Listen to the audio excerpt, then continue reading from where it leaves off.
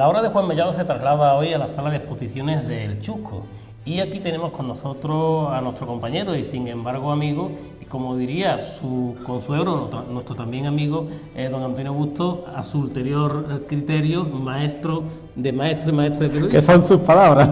Son sus palabras. Muy bien dicho, no porque yo sea maestro de maestros, sino muy bien dicho por tal y como lo dice nuestro amigo y mi consejero Antonio Busto. Muchas gracias por tu invitación. ¿Cuántos años de periodismo nos contemplan aquí en esta sala?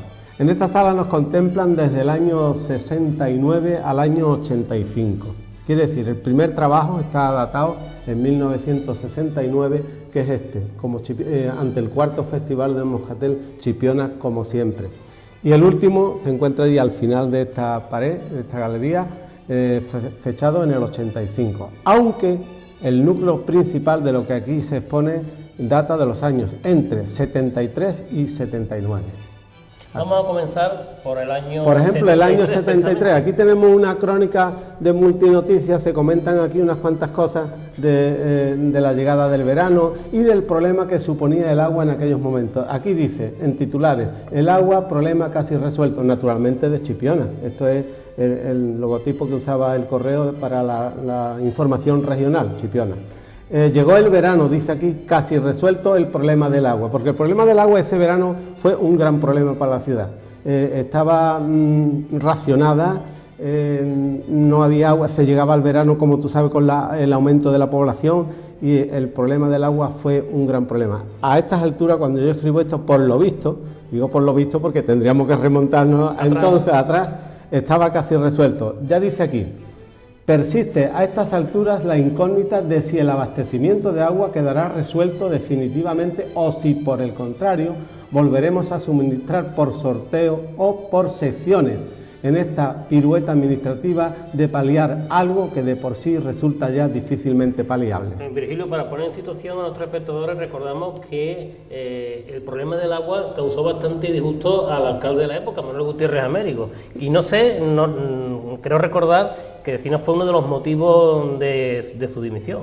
Sí, yo no sé si fue exactamente el motivo de su dimisión, pero lo pasó muy mal, porque se veía él impotente para resolver el problema y la gente se le echaba encima. De tal manera llegó el asunto a que le tiraron en su propia terraza, en su propio domicilio, excrementos y porquerías de todo tipo. La gente desesperada también, pero un poco fuera de sí, porque naturalmente que este es un acto incontrolado e incontrolable por parte de la autoridad, pero lo pasó muy mal, efectivamente. Quizás fuera uno de los problemas que le empujaron a la dimisión. Sí. Virgilio, no todas las noticias a lo largo de las crónicas de estos años son del Festival de Moscatel o son de crónica política o laboral, también muchas veces la crónica de sucesos, ¿no? Claro, lamentablemente aquí tenemos, por ejemplo, la nota crónica del suceso donde fallecieron la familia de Mellado Martín, de las bodegas José Mellado, el padre y la madre y una hermana fallecieron en este accidente, fue en la carretera del puerto.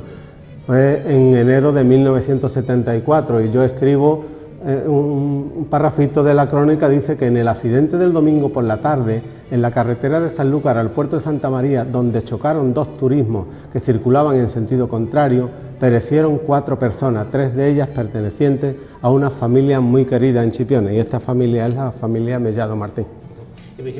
Haciendo un inciso en ese tema, es muy difícil hacer la crónica de sucesos porque siempre estamos trabajando con material muy sensible en este caso, ¿no? Es muy difícil, por lo tanto hay que abstraerse en lo posible de matizaciones que puedan herir la sensibilidad de la gente que queda viva y de los más cercanos a las personas que fallecen.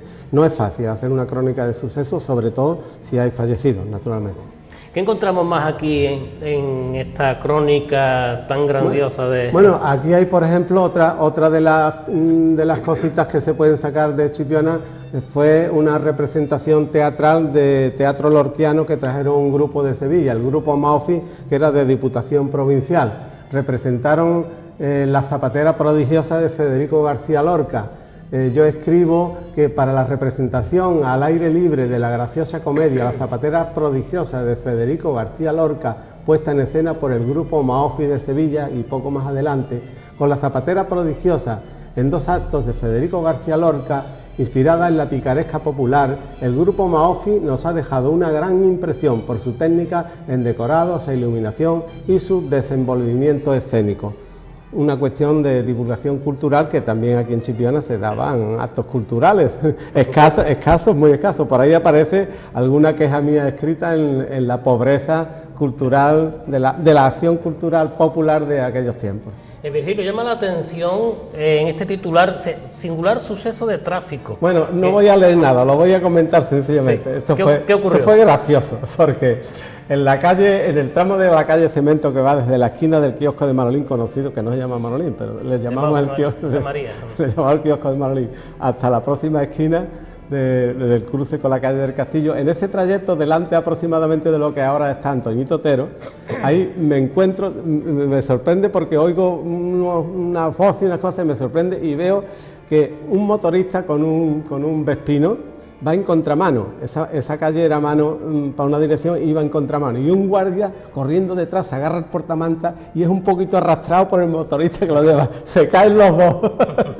Y cuando se levanta el guardia se lía moicones, se lía puñetazo con el motorista. Por eso digo aquí, singular suceso de tráfico, porque realmente es singular y tiene su humor, ¿vamos? Tiene sus cosas, ¿no? Tiene su humor. No faltaban también en el verano chipionero el Festival del Moscatel, un festival que ha dado mucho que hablar desde su nacimiento hasta nuestros días Sí, el Festival del Moscatel tiene en todo el recorrido especial presencia. Especial presencia y abundante presencia. Aquí aparece, por ejemplo, en el año 74, en donde la reina era, aquí dice una sevillana, realmente era chipionera, aunque nacida accidentalmente por estas cuestiones puntuales, nació en Sevilla. Pero esta es la hija de Roberto Jiménez, no sé si te acordarás de Roberto Jiménez. Claro que sí.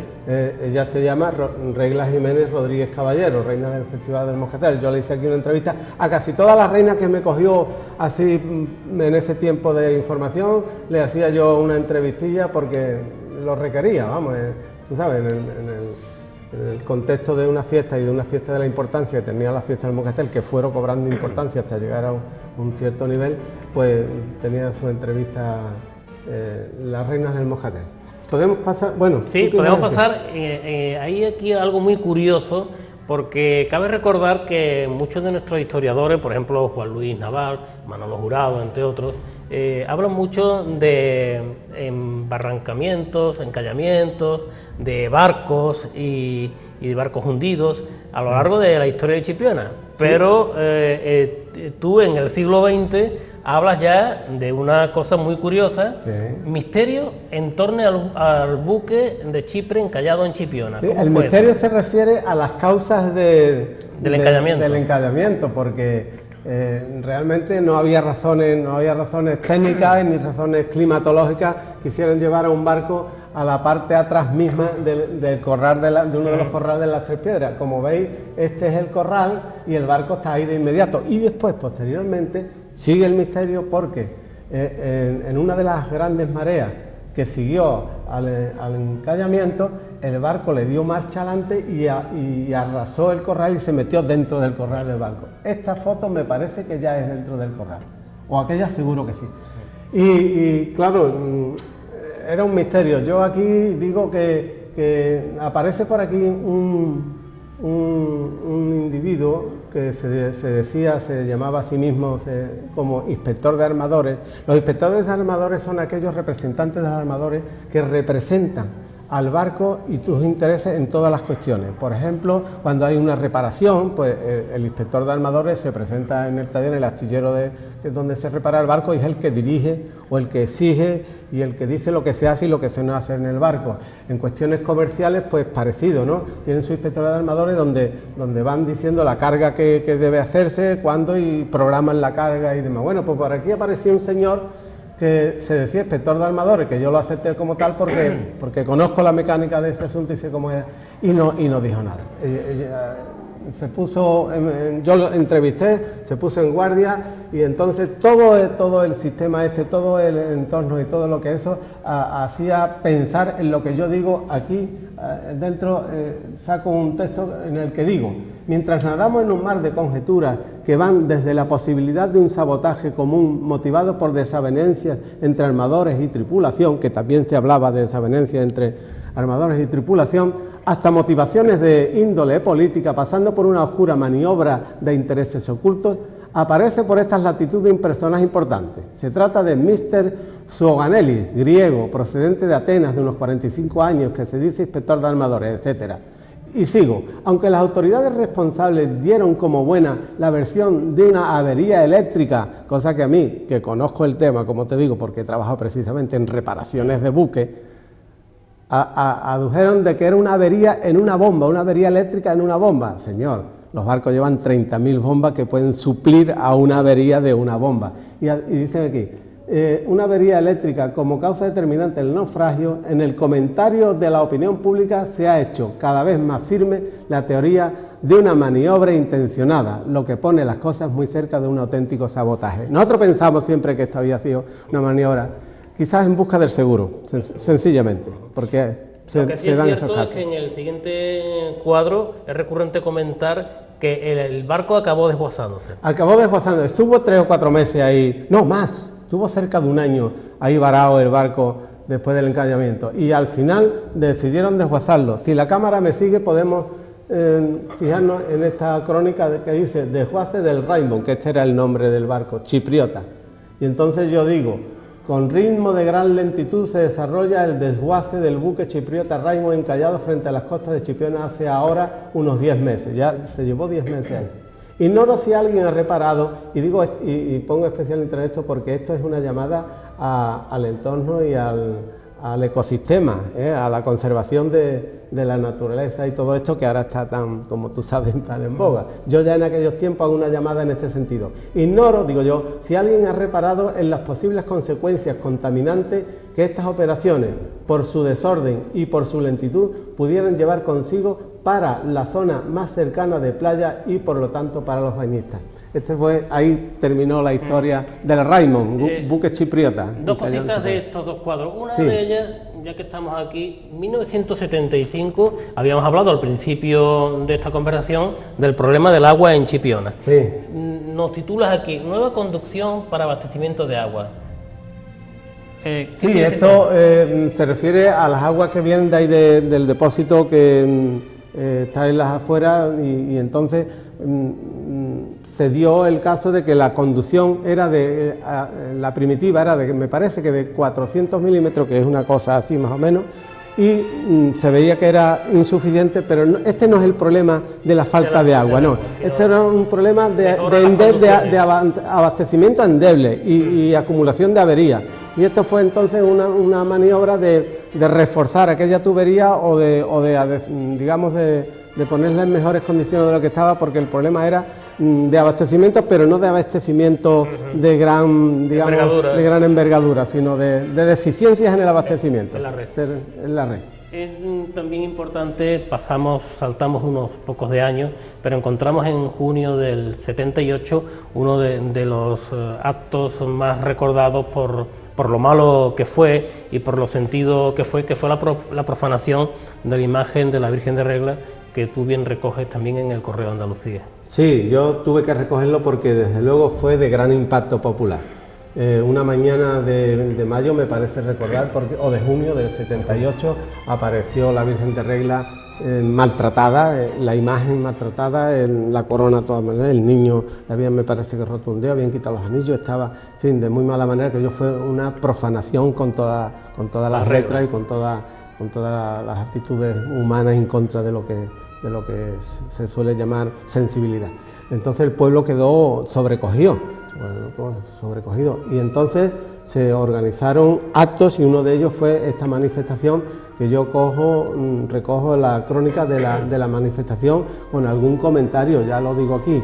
En la misma noche del sábado, día negro para la historia de Chipiona, por la salvaje profanación de que fuera objeto el santuario y la Virgen de Regla, el pueblo llano, la gente creyente de todas las condiciones sociales y los menos creyentes también, pero enraizados en el profundo respeto a lo que supone la Virgen de Regla significa en Chipiona, se echaron a la calle a sumarse a aquella manifestación popular que convocaron las primeras autoridades municipales. Aquello quedó así quedó en la oscuridad, no se supo ni quién había sido ni las motivaciones.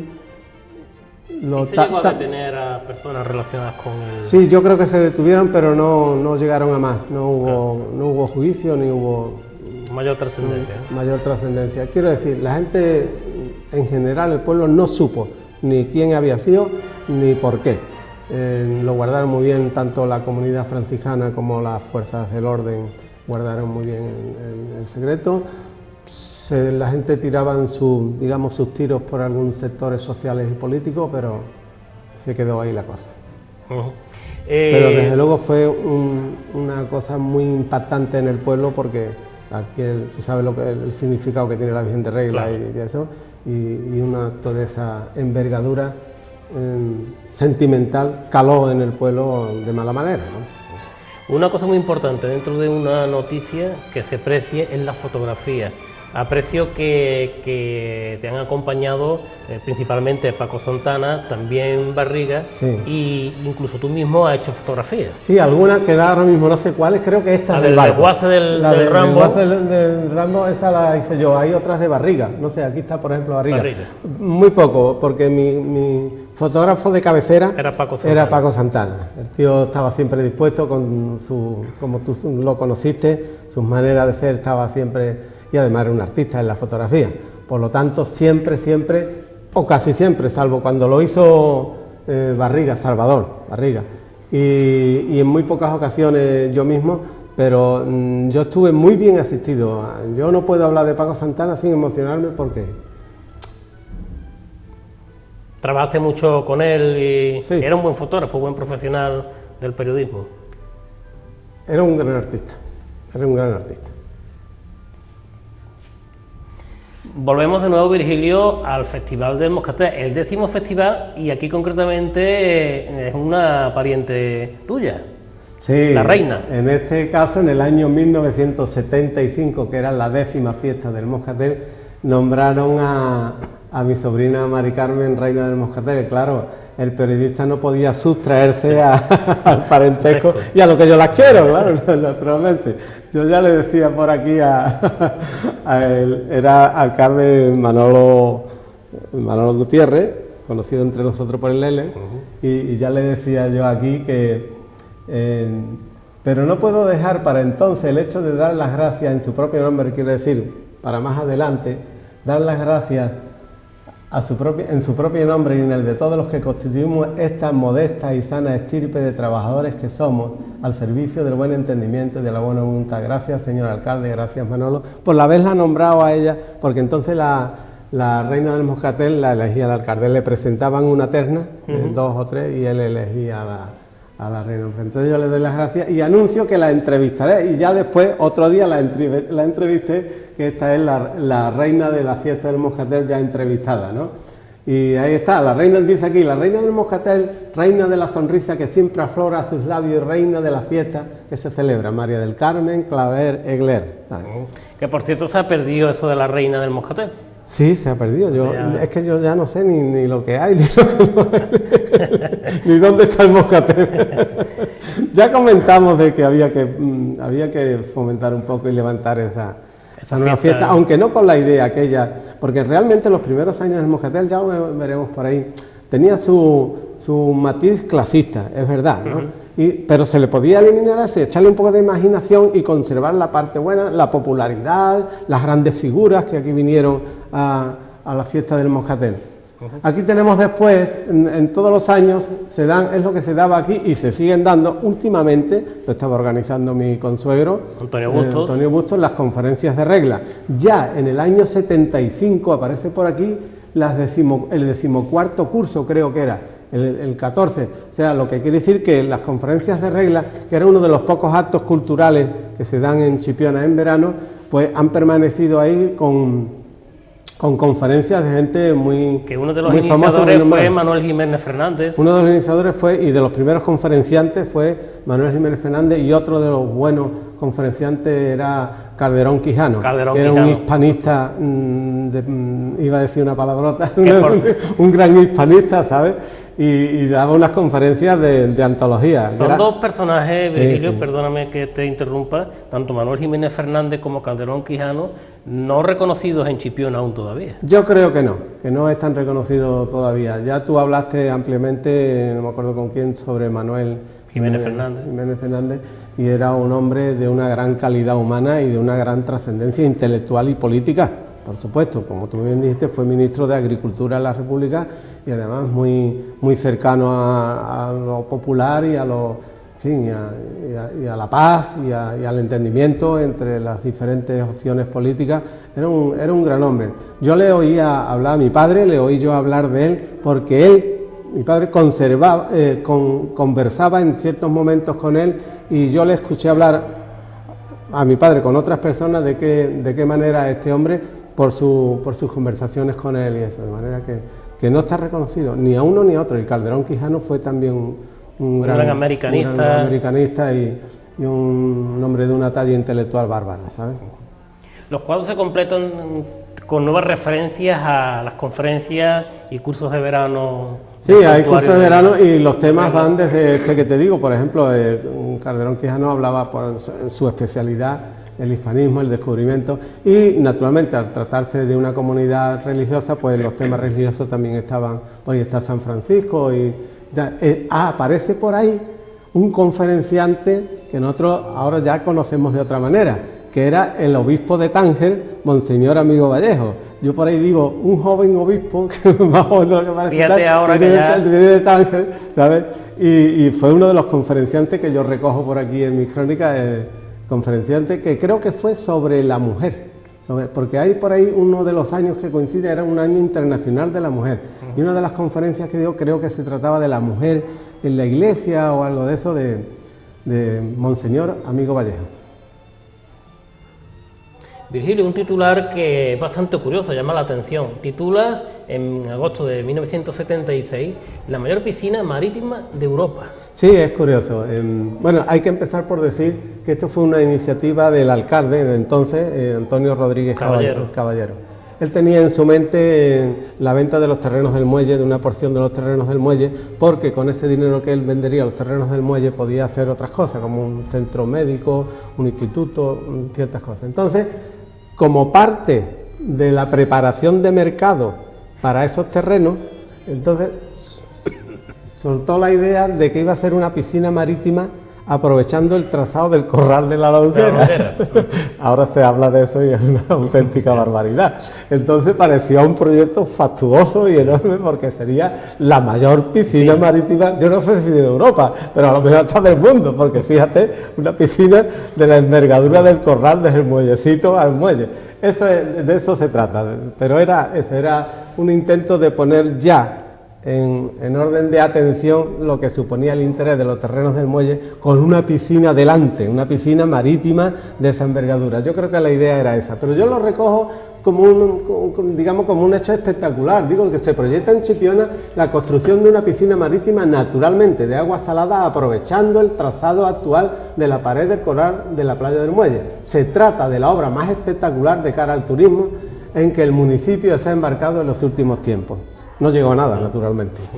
Y una cosa muy importante dentro del ejercicio del periodismo, que tiene que ser un arte, que es el arte de entrevistar. De la cual tú sabes bastante. No, gracias. Y en ese arte de entrevistar tú no eres ajeno. Tuviste la oportunidad de entrevistar a uno de los grandes escritores y poetas de España, como es Antonio Gala, que aquí aparece en una crónica de agosto del año 76. Sí, Antonio Gala solía venir por aquí de vez en cuando y frecuentaba la Tani.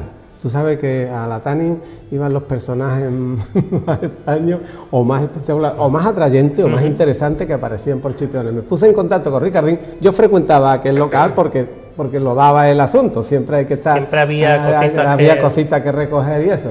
Y le dije a Ricardín, ponme en contacto con Antonio Gala que quiero entrevistarlo, hombre, para correo.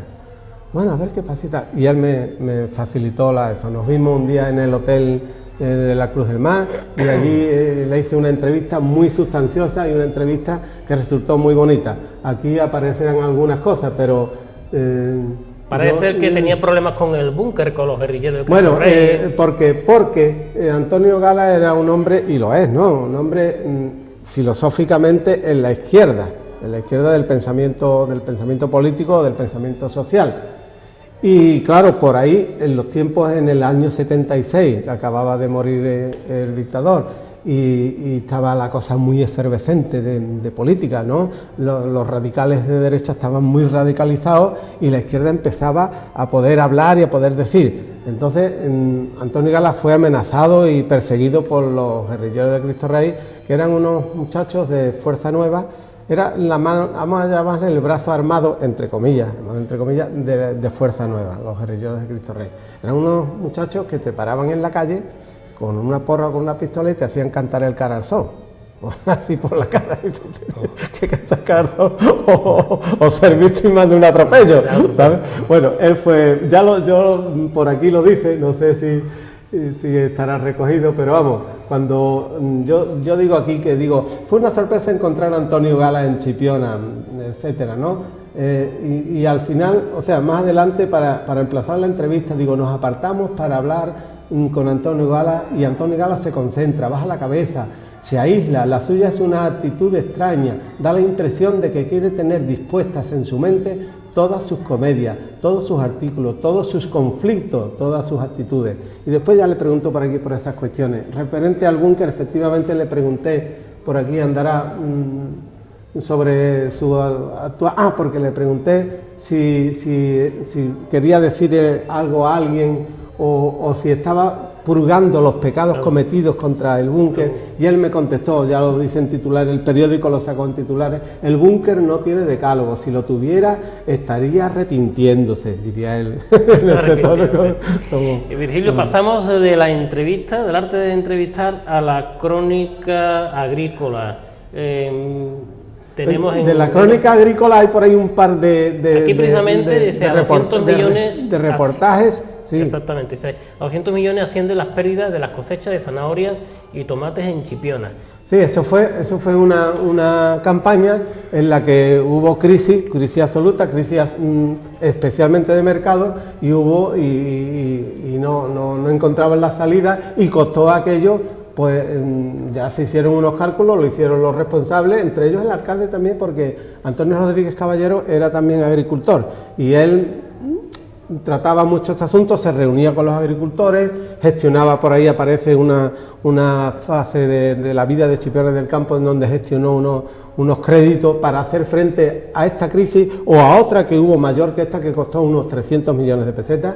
Y estaba en la vida. Chipiona, yo lo digo por ahí, es un pueblo que ha vivido y vive del campo, entre otras cosas, la mayor parte del campo, de una manera o de otra, con viñas o con flores o con zanahoria o con lo que sea, pero siempre del campo. Y cuando viene una crisis, cuando en Chipiona hay problemas económicos y tal, viene especialmente por las crisis agrícolas.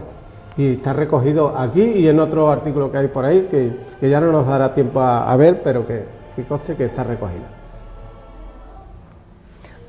A 1978 aparece una noticia importante. Hoy día, en el momento que estamos grabando el programa, que es el año 2009, pues la historia o la noticia de una manifestación pues ya no es, a lo mejor, dependiendo también de la envergadura que tenga, a lo mejor no es tan interesante, pero me imagino que en el año 78 ya una manifestación en la calle para defender unos ciertos argumentos era poco menos que curioso. No sé si sería la primera manifestación que hubiese. Aquí en Chipiona desde luego que sí, de las primeras que se dieron en el contexto andaluz también. Esto se refiere, ya he hablado antes de la pretensión del ayuntamiento de vender los terrenos del muelle. Entonces la acción popular se dio cuenta de que aquello no podía ser, porque es un terreno público y un terreno que podía servir en el futuro, y porque además ahoga lo que ahora mismo es un horizonte de playa, de inmediato a la playa, y no sería bueno para el pueblo que allí se levantaran edificios, por muy sustanciosa que fuera la contraprestación económica, que ya el alcalde hablaba de que podía servir para un centro médico, un instituto, un cuartel de la Guardia Civil. El Partido Comunista fue el primero vamos a llamarle, se atrevió a convocar una manifestación popular en Chipiona, y esta manifestación fue contra la idea y contra la iniciativa de la venta de los terrenos del muelle, organizada por el Partido Comunista. Previamente había habido negociaciones, había una comisión de las fuerzas vivas de Chipiona opositoras a tal asunto, y entonces la gente estaba muy sensibilizada con eso y no permitieron, y no se pudo hacer porque la gente no lo permitieron. Hubo un plazo de licitación y la gente se aglomeraron ese día en el ayuntamiento, precisamente era ese día que terminaba el plazo de licitación, y no fue nadie a licitar, lo cual fue un éxito de la manifestación, por supuesto. Pero antes ya había habido negociaciones, antes se habían reunido con el alcalde, toda esta comisión amplia, que por ahí se refleja cuál había sido, y el alcalde se mantuvo, convocó un pleno, y en el pleno, naturalmente, salió adelante la venta de los terrenos del muelle y las obras que también se oponían a ella, las obras que se hicieron delante del faro. Esas casas que se hicieron delante del faro también se oponían a ella, y aquello no pudo ser, y ahogaron al faro ahí con esas construcciones como tú lo estás viendo ahora mismo. Actualmente, que es una barbaridad. Pues efectivamente esto fue un triunfo de la democracia empezando, porque además esta comisión que te digo le presionaba al alcalde para que todo se dejara porque estaban próximas las primeras elecciones libres municipales. Vamos a esperar que lleguen las elecciones, que el nuevo ayuntamiento decida, y convocó un pleno y salió que todo adelante digamos, según los intereses del ayuntamiento en aquellos momentos, y no pudo ser, pero la presión popular impidió que aquello se licitara y que aquello siguiera adelante. Vemos curiosamente también el nacimiento. Hoy día hablamos de muchas asociaciones, pero sí, claro, en ese primer momento de julio del 78 nace Caipionis, una asociación para la defensa y el fomento de la cultura. Sí, ya he dicho que en aquellos tiempos el déficit cultural era grande, sin embargo había de vez en cuando un brote de algo. Bueno, pues ese brote aquí se produjo con la creación de una asociación cultural para eso, para la defensa de la cultura y la difusión de la cultura. La Asociación Cultural Caipionis nace, como ya ven ustedes ahí, Antonio Lucas del Moral, está Juan Luis, el actual cronista oficial, está Florido Ríos, y de perfil, este chavalillo soy yo, ¿sabes? Entrevistando a estos muchachos, y ya lo digo aquí, la Asociación Cultural Caipionis ha nacido en Chipiona quizás con algunos años de retraso, lo estoy diciendo, a lo mejor con algunas generaciones de retraso, pero la vitalidad de su funcionamiento, su presencia activa en el complicado devenir de la vida de Chipiona puede recuperar alguno de su mucho tiempo perdido. No sé si hablamos nosotros en la anterior conversación, hace ya algunos años que grabamos con este mismo tema, no sé si fue esto quizás en parte del embrión del Grupo Independiente Salmedina. No fue en parte, fue absolutamente, porque el Grupo Independiente Salmedina, que ahora veremos cómo se presenta a las elecciones, a las primeras elecciones municipales democráticas, pues salió de aquí. Son prácticamente casi los mismos, salió de aquí efectivamente. Ellos pensaron que en la política podían hacer algo y se crearon como grupo político llamado Grupo Independiente Salmedina. ¿Sí? Y aquí ya pasamos a las primeras elecciones. Y aquí está la crónica de las primeras elecciones. Yo recojo aquí en dos crónicas, una esta y otra otro día. 1979. 1979, las primeras elecciones. Se presentaban en Chipiona 4 grupos políticos.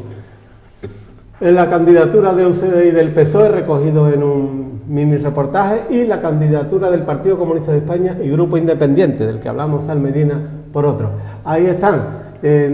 Yo recojo aquí la composición de la lista. Como cabecera de lista de UCD iba Miguel Bardés, como cabecera del PSOE iba Paco Olave, como cabecera de la candidatura del Partido Comunista de España iba Cosme, ya fallecido, que tiene una placita. Y el Grupo Independiente, la cabecera creo que era Lucas, no me acuerdo bien exactamente, por aquí está, pero vamos. Sí, Antonio Lucas del Moral. Antonio Lucas del Moral, que después fue concejal de Cultura. Y fue muy llamativo porque, mira, eran las primeras elecciones, se hacía con mucha ilusión. Y además, con una ilusión claro, tremenda. La curiosidad que tuvo esa corporación es que gobernó toda la corporación. Sí, porque salió, por aquí hay un articulito donde dice, si no hay acuerdo, UCD tendrá alcalde, pero estaba muy en minoría, entonces se le dio entrada a otras formaciones, y fue muy complejo. Fue muy complejo el ayuntamiento y ya te digo, emprendida la iniciativa esa y ese tiempo democrático con una ilusión tremenda.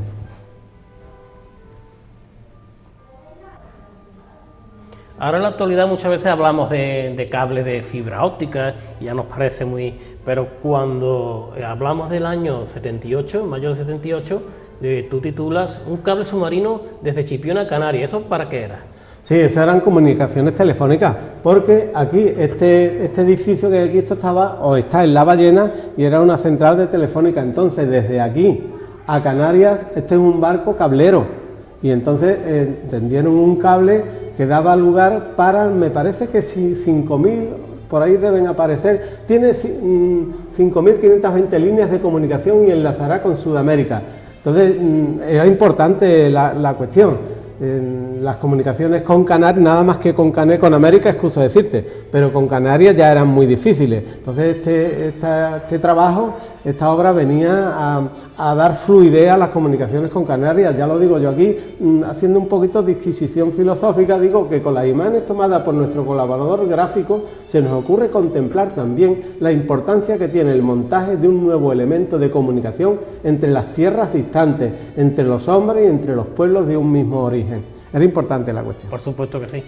Y importante y curioso, en Chipiona como puerto de mar, pues siempre ha sido muy curioso la aparición de peces, la aparición de tortugas. Hoy día, bueno, pues cada vez que el grupo ecologista CAN nos avisa que ha aparecido una tortuga, ha aparecido, pues ya no es tan curioso, pero a julio de 1979 vemos ahí un pedazo de tortuga, sí, la enorme tortuga laúd en Chipiona. Sí, y antes, en el año 76, creo que ahí hemos dejado otra tortuga también de esta característica. Esta pesaría alrededor de 300 kilos, no sé si lo pone por aquí. Pero esta tortuga vino en un momento, digamos, curioso, porque aquel verano, ya sabes tú que se habla algunas veces de serpientes de verano.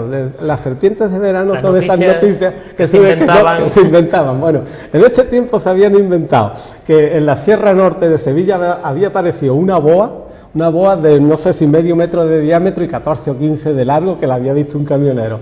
Otra de las serpientes de verano fue un terremoto, un maremoto que dice que hubo y nadie lo había visto, ¿no?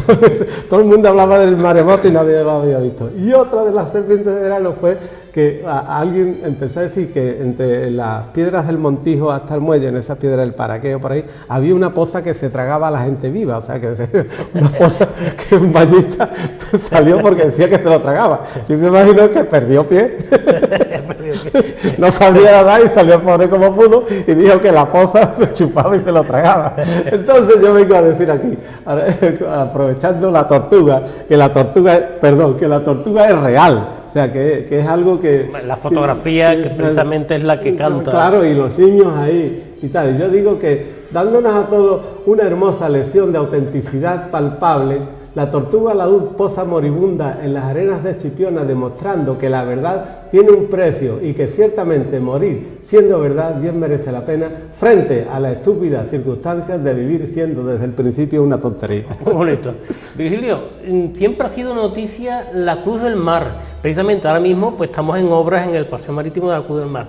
Aquí ya en mayo del 78, mayo recoge cómo existe la nueva Cruz del Mar y que la cruz ya está en su sitio. Sí, porque resulta que hicieron estas obras, las obras de remodelación de este paseo, del paseo que antes se llamaba Avenida General Varela, y se remodeló, esto era de tierra, y se hizo una buena obra. Yo digo ahí que se hizo una buena obra, pero en el momento en que cogimos esa foto, la obra estaba casi terminada y la cruz no estaba. Por aquí se distingue que no estaba, y yo hablo de la cruz ausente. Bueno, pues en el ayuntamiento se lo tomaron muy mal. Eso de que yo dijera que la obra, bien que dijera que la obra, pero que lo de la cruz ausente venía mal, que yo era un derrotista y tal y cual. Y aquello me dio tanto coraje que yo escribí la cruz, porque al día siguiente El día siguiente de publicarse esto y tal, ya estaba la cruz en su sitio. ¿Y por qué se toman tan malamente los políticos yo no sé los comentarios de los periodistas? Siempre hay que matar al mensajero, ¿no? Hay por ahí otro detalle que luego te contaré. Y entonces dio lugar a que yo escribiera este artículo que es un poquito fuerte, bueno, no fuerte, ¿no? Un poquito con coraje, ¿no? A los que no tienen capacidad para ver 2 palmos más allá de sus narices, decía yo, no son capaces de dilucidar lo que es realmente derrotista o lo que se está haciendo de una manera constructiva. Ese es el cuento de la cruz ya está en su sitio, ¿no? Siempre queda vigente esos comentarios. Sí. Virgilio, no queremos dejar pasar esta ocasión de esta agradable conversación que tenemos en torno a tus trabajos periodísticos sobre la personalidad de Marina, la cantante. Sí, bueno, hay unas cuantas entrevistas aquí muy interesantes, como ya la que hemos visto de Antonio Gala. Ahí está también Juan de Dios Ramírez. Pero Marina es que a mí me encantó en aquellos tiempos que surgiera una artista en Chipiona cantando. Ya Rocío Jurado ya tenía su nombre, su cartel y todo su caché y toda su historia. Y aparece Marina, que a mí me encantó por su personalidad y por su... Entonces se me ocurrió, yo tengo que entrevistar a la Pepi, el nombre de amigos, ¿no? A Pepi, tengo que entrevistar a Marina ahora, y efectivamente un día nos sentamos y me puse a charlar con ella y resultó una entrevista muy bonita, muy bonita. Ella lo agradeció mucho, pero es que iba ya, yo digo que va para artista o es ya un artista, porque en aquel momento o había grabado, ha grabado para 300 millones, que era un programa que había en televisión española, la única televisión del mundo, del mundo mundial, y hacía un programa de tipo hispánico-americano, con España y con artistas de España y de América, y se llamaba 300 millones porque se suponía que era para 300 millones de oyentes, porque se divulgaba en Sudamérica, en América de habla hispana.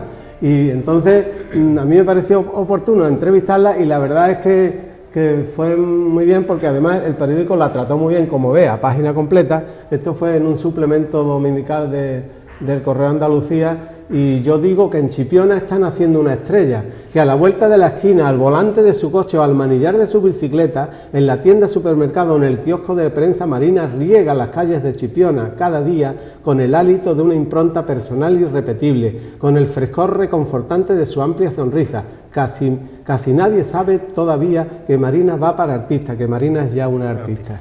Virgilio, también no podemos sustraernos, estamos hablando de 1979, eso es el mes de abril, pero en el mes de agosto la curiosidad de algo que ya se repetiría 1 o 2 veces más, poco más.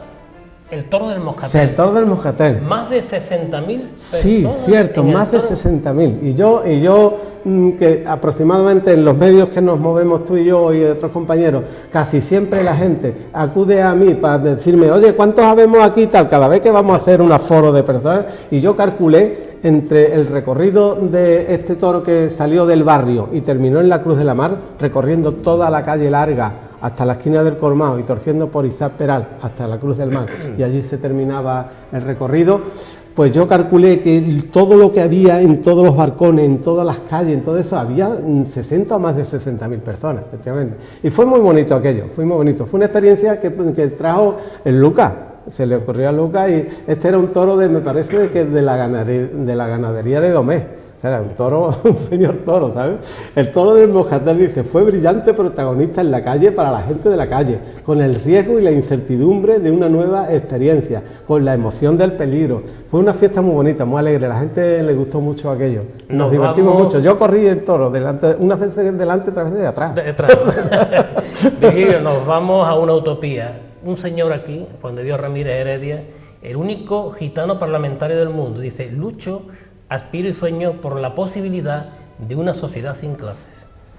Sí, yo le metí los dedos, puede decirse, ¿no? Porque Juan de Dios y yo nos conocíamos de muy joven. Estuvimos juntos en el Colegio Interno de Puerto Real, la Escuela de Formación Profesional. Él es de Puerto Real.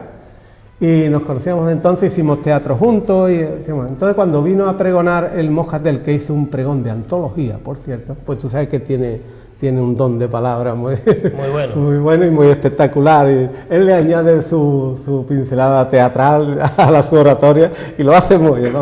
Bueno, pues le entrevisté y entre ellos pues le sacamos esas cosillas, que su condición de gitano, de cómo luchaba por por la ESO gitana, y cuando yo le pregunto de cuál es la aspiración máxima suya y tal, y sobre el asunto de lo social y lo político y tal, me contestó eso, que él lucha, aspira y sueña por la posibilidad de una sociedad sin clases. Claro que es una utopía absoluta, hombre. Yo estoy por ahí, pero nada más que en el caminito, no vamos a llegar nunca, sin clases no va a existir nunca el mundo. Tiene que haber clases porque lo principal y primitivo es que quien tiene el poder en el mundo son los clasistas. Con los clasistas en el poder no vamos a hacer nada. Virgilio, para terminar tenemos dos personajes. El primero de ellos, un personaje que dio bastante que hablar, como era Julián Guita. Julián Guita visitando Chipiona. Sí, fue un acto político. Esto me imagino que habría próximas elecciones, que fue un acto político, y estuvieron aquí también los alcaldes del puerto, de Trebujena, me parece, y algún parlamentario comunista. El acto era comunista, ya se ve. Y yo logré, después de que él hablara, logré yo entrevistarme con él, pero sí muy informalmente, y le planteé, como él hablaba de la Junta de Andalucía y hablaba naturalmente de nuestro entorno y de nuestra tierra. Entonces, hablaba de esas cosillas de tal manera que a mí se me ocurrió preguntarle, ¿significa todo esto que va derecho a la presidencia de la Junta de Andalucía? Y él dijo: nosotros hacemos todos estos planteamientos porque nos interesan las soluciones para el pueblo andaluz. Y si obtenemos los votos, si ganamos, no siento el menor complejo ante la posibilidad de llegar a la presidencia del gobierno de Andalucía. Yo le llamo allí arriba Julián Guita, el califa rojo de Córdoba, como se le llamaba, ¿sabes? Viene aquí a Chipiona. Fue un acto también en el que se le puso a Cosme Mellado, le dieron una placa a los compañeros comunistas. Y el broche de oro, Virgilio, no podíamos tampoco sustraernos a la personalidad de Rocío Jurado. Este fue, yo no sé si sería la última gran actuación de Rocío aquí en Chipiona, fue en el año 85 y fue una actuación apoteósica. Dicen los titulares, cerca de 7.000 personas en la clausura del Moscatel de Chipiona con Rocío Jurado. Y ya te digo, fue apoteósico de su actuación, y como tú sabes que ella no ponía reparos en nada, no se reservaba nada, lo daba todo. Y así el acto lo abrió mi hermano Gonzalo, con unas palabritas que le dedicó a ella. Gonzalo dice, al presentarla a ella, decía mi hermano Gonzalo: bonita como tú sola, con talante y majestad, tu copla es como una ola de la playa de Chipiona en tardes de pleamar. Y en las noches chipioneras, cuando el sol ya se ha escondido, las estrellitas del cielo murmuran parpadeantes, porque presienten un cante. Rocío, Rocío, Rocío. Muy bonito. Virgilio, podríamos estar aquí horas y horas hablando de esta exposición, sí, pero quizás, bueno, esto ha sido una pincelada. Sí, se nos han quedado muchas cosas atrás, demasiados, pero no hay tiempo para más. Tampoco la televisión nos vamos a llevar. Y además, con eso tenemos un achaque, una cosa para decirle a los espectadores que se acerquen por aquí para que vean todo lo que hay a esta exposición, ¿no, sí, Virgilio? Sí, pues así es. Nosotros, digo nosotros, la organización, el colectivo Espacio Vacío y yo mismo, que soy el autor de la exposición, invitamos a todo el pueblo, a Chipiona, para que venga a ver estas cosas, que siempre sienta bien recordar algo de lo que ocurrió entre los años 70 aquí en Chipiona. Pues Virgilio, solamente me queda despedirte, darte las gracias una vez de nuevo y como siempre terminamos los programas.